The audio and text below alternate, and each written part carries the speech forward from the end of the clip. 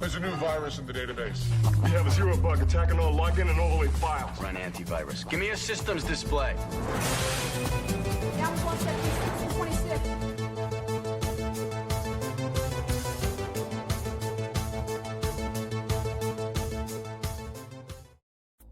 Today's episode will be different, and possibly the only podcast you will find that will be discussing cyber warfare with this level of information concentrated and consolidated in this short time frame. So let's get started. The days of conventional kinetic warfare alone in a contained geographical boundary is something of the past. The blend of traditional kinetic and cyber warfare is the new module of raging wars. The growing threats in cyberspace are becoming more real and sophisticated.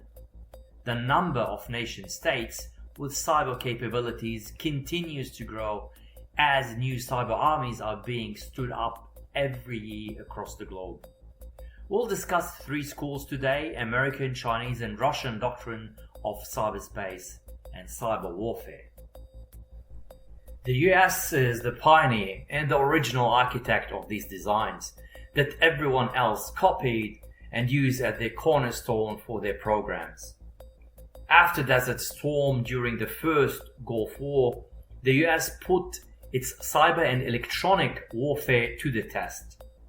While it was very successful, they wanted a more digital form, where they can use information and information systems as a weapon against their adversaries by attempting to eliminate or minimize the usage of kinetic weapons.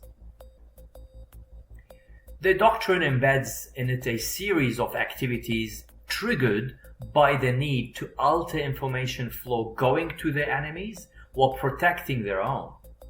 These activities included physical radioelectronic attacks targeting sensors and radars, with focus on compromising cryptographic communications and attack against computer systems, followed by a full-scale psychological operation.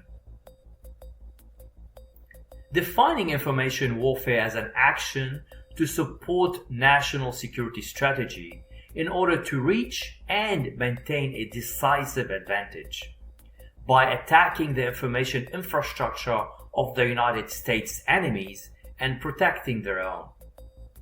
In 1998, the US Air Force published its Doctrine on Information Operations called Air Force Doctrine Document AFDD-25, Information Operations, followed by the official doctrine released by the Joint Chief of Staff, JCS, published in the same year.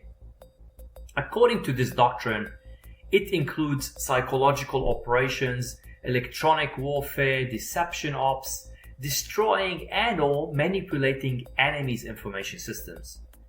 There was a major update in 2005, followed by many minor updates during the years, but the fundamentals stayed the same, such as influential operations, military deceptions, intelligence operations, counter-propaganda operations, and so on. Moving on to the Chinese doctrine, not to the Eastern doctrine per se, and I will tell you why shortly. If you want to thank one person, it will be General Wang Wufing, because he could be easily considered the grandfather of the Chinese information warfare doctrine. He was greatly influenced by the American First Gulf War, where the US complete utilization of satellite reconnaissance systems, locating strategic Iraqi sites and attacking them with high precision, was a turning point for him. General Wufing distinguishes two forms of information warfare, offensive and defensive. So he kept it very simplistic in that form. The offensive is information reconnaissance to gain information on targets, electronic interference, information suppression, computer viruses to halt enemies' computer systems. Defensive is counter-reconnaissance, resistance to interference, and resistance against enemies' malicious malware. In 2004, The Information Department published a document structuring the national defense policy regarding the revolution in military affairs. That it must deploy military information systems, introducing digital and electronic equipment in all operations and digitizing the weapon systems. In May 2015, the PLA Daily published a dedicated issue regarding cyberspace as a sovereignty, mentioning the need for a new reform. Followed in the same month by a defense white paper, where a section was dedicated to cyberspace, describing it as a new pillar of the economy, of social development, and new area of national security. China loved the US Air Force cyberspace doctrine to a level that they applied these exact principles of information warfare, such as electronic warfare, tactical deception, and most of all, the propaganda and psychological warfare. We can take TikTok as the crown jewel in this body of work. The ghost of the first Gulf War could be easily seen reflecting still on the new Chinese cyberspace doctrine. For the Chinese government, the information age is described as the third most important in the history of humanity, just after farming and industrial revolution. The Eastern Doctrine, or the Russian Information Warfare Doctrine, is constructed on a conceptual level, unlike the Western approach. Defending of the sovereignty of the national internet is a major issue in national security, and Russia has recently conducted many drills to ensure these principles are applied. The Russian military doctrine revision of 2000, 2010, and 2014 did not mention any cyber warfare. It is classified as information instruments similar to political, diplomatic, military, and economy tools to protect national interests. The big change took place in the new doctrine published in 2015. This was determined by the changes in the international landscape, taking accounts of new realities associated with technology development and new political strategies. According to General Gerasimov, a war can be won or avoided by non-violent means, in which information warfare plays a part. The role of non-military means to achieve political and strategic aims. The media and unfortunately many prominent cybersecurity vendors loosely use the terms FSB and SVR when they want to attribute a certain Russian attack.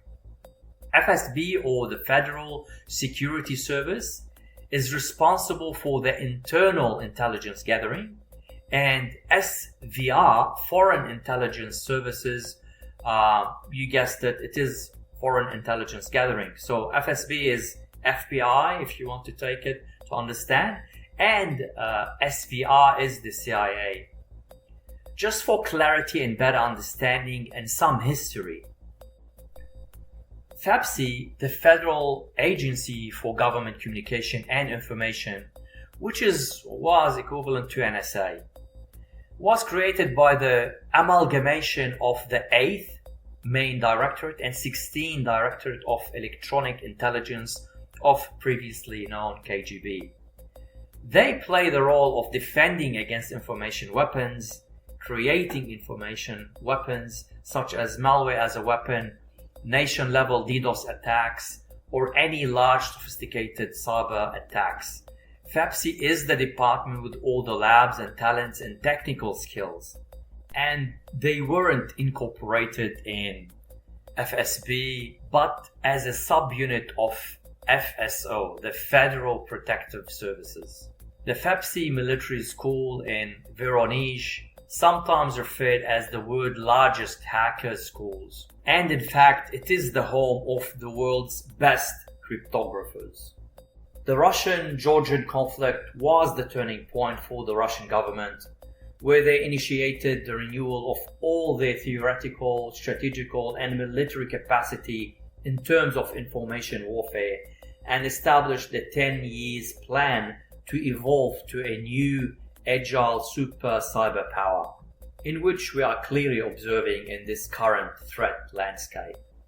Just like to end on a note of providing solutions or a vision to cyberspace and regulated cyber warfares. Unfortunately, human nature and human history is full of conflicts, and we have to be realistic in that domain as well, is by creating a clear, transparent international laws regarding this domain, where any armed conflict should be applied in the cyberspace domain, where jus ad bellum and upright treason is required when two or more states uses forces or violence against each other, and that is governed by the UN. A jus in bello, where the human suffering should be minimized. The Talon Manual represents an attempt to apply international law to operations in cyberspace. The focus of Talon Manual is on cyber operations that clearly qualify as armed attacks and the justification of self-defense. That would be a good starting point for a peaceful cyber and digital space. Thank you all for listening. That is all, and have a wonderful day.